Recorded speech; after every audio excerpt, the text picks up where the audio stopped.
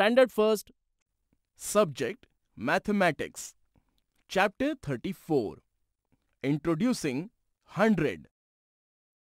Introducing 100. Students, we have already learned 1 to 99 numbers, and we have also learned about units and tens houses. म्हणजेच आपण 1 ते 99 अंक आणि एकक व दशक शिकलो आहोत.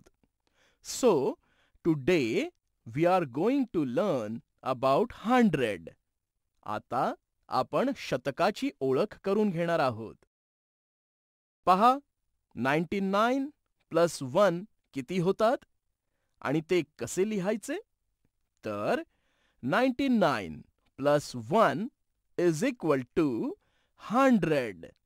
ते असेही लिहू शकतो. 99 is equal to 9 tens plus 9 units plus 1 unit.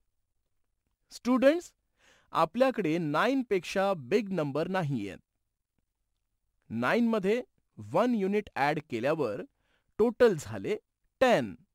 म्हणजेच युनिट हाऊसेसमध्ये 10 झाले. त्यांचा एक गठ्ठा रेडी झाला. तो लेफ्ट साइडच्या टेन्स हाऊसमध्ये नेऊयात. आता टेन्स हाऊसमध्ये 10 टेन्स झाले. 10 टेन्सचा मोठा गठ्ठा बांधून लेफ्ट साइडला हंड्रेड्स हाऊसमध्ये ठेवूया. या मोठ्या गठ्ठ्याचे नाव 100. हंड्रेड्स म्हणजेच 100. स्टुडंट्स, 100 मध्ये 0 टेन्स अँड 0 युनिट्स असतात. म्हणून 100 हे 100 असे लिहिले जाते.